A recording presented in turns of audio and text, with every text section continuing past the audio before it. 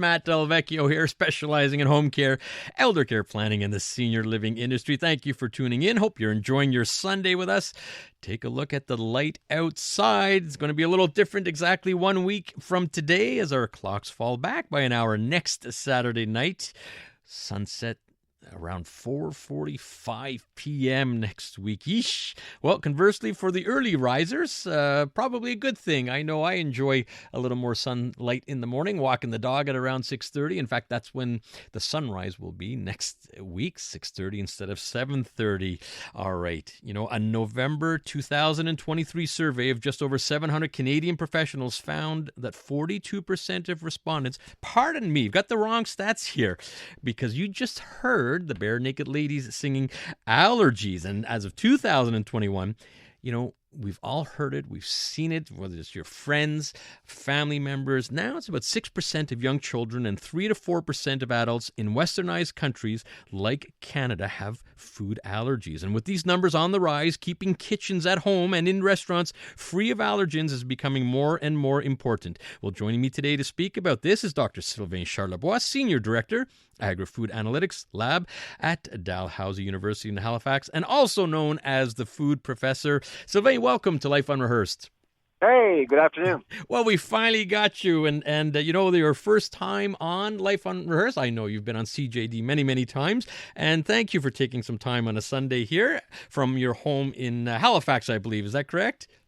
Actually, I'm at a restaurant right now as we speak. It's Sunday night. I'm with my family. I'm just taking a couple of minutes to talk to you. And since we're talking about allergies, it's funny because the first thing I heard from the server when she came to our table was, do you have any allergies? Which is a good thing, actually. And this is really the point of Allergies Canada's latest report, encouraging restaurants to really take allergies very seriously. Well, nice to hear that. We're hearing that more and more. I know for some people that's, it's starting to disturb them a little bit. But what trends, Sylvain, are you seeing and observing in the increasing prevalence of food allergies among children? And what do you attribute to this rise? Well, I think it's awareness, and people are more concerned about allergies. They're getting tests. Of course, a lot of people out there are feel that they have allergy or intolerances, but they're not necessarily diagnosed. It's just really how they feel they react to certain foods, and so they're being extremely careful. And so when you go out to a restaurant, and if you talk to any parents out there with children with allergies, going out is really a huge risk. You want to go to a place where you feel safe and where allergies are taken very seriously. And this is something that more and more we see. We see disclosures. We see staff being trained to ask people about allergies and intolerances as much as possible. So the back of the house, the cuisine, the kitchen, actually is aware of anything before anything is being served out there. So I do think that things have changed dramatically in the last 10 to 15 years, just because more kids actually ask questions, and parents are more in tune to how kids react to certain foods. Talking to the food professor, Dr. Sylvain Charlebois, about the challenges faced by the food industry and families regarding allergies. You know, Sylvain, my daughter has allergies, and she's had a couple bad experiences at restaurants, and it could have been cross-contamination. We're still not sure because we do ask the questions. And from the person's perspective, the children's perspective, I know it worries her now every time she walks into a restaurant. And I get a little uncomfortable having, as the older adult, asking questions and so on. But from the actual person that has the allergy, it can be petrifying. And so what resources or tools do you recommend for parents to help them navigate food labels and identify allergens? I think the best resource we have in Canada is the Allergies Canada website, Food Allergies Canada website. There's a lot of information on that website related to labels, related to things that are being served in restaurants. They have reports that have come out in recent years, just providing guidance to parents and people with allergies overall. They do a lot of lobbying with manufacturers, encouraging them to disclose as much as possible. There's been some change in policy as well. Whenever there's an allergen being declared, often it will be on the label. For example, the may contain peanuts label, we often see that's due to the lobbying that we saw from Food Allergies Canada. So lots of resources, a lot of information there. I encourage anyone to actually go to that website. And, of course, there's lots of information on the Public Health Canada website as well, related to recalls and allergies as well, and you may want to look at that too. All right. And are you seeing any specific trends, Sylvain, about the specific allergens that are becoming more of a concern these days?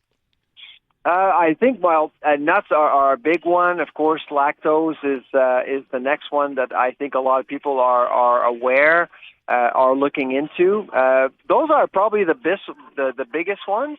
Of course, the other thing that is certainly of great concern is food fraud. You see, often when a product is adulterated, they include an ingredient that is cheaper, but that ingredient may actually be an allergen for some.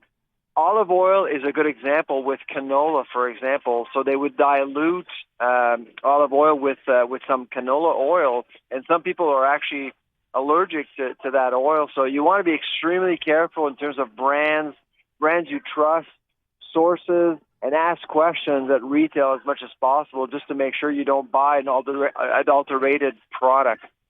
Listening to Life Unrehearsed, Matt Del Vecchio here, and I'm talking to the food professor, Dr. Sylvain Charlebois, about the challenges of allergies for families and the food industry.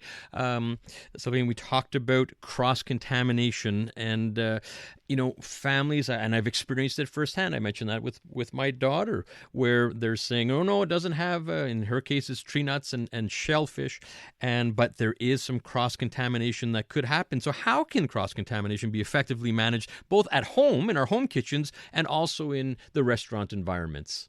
Well, clean, and clean. That's basically it. And make sure you have the proper equipment at home.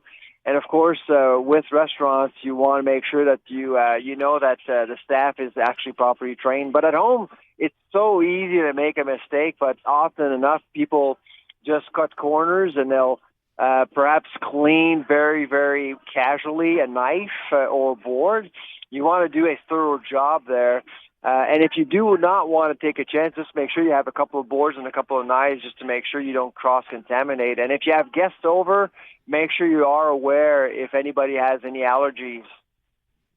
Yeah, always ask for that, and better safe than sorry. And you know what? I want to thank you so much for taking a little time during your own restaurant meal with your family. It is for CJD, anything.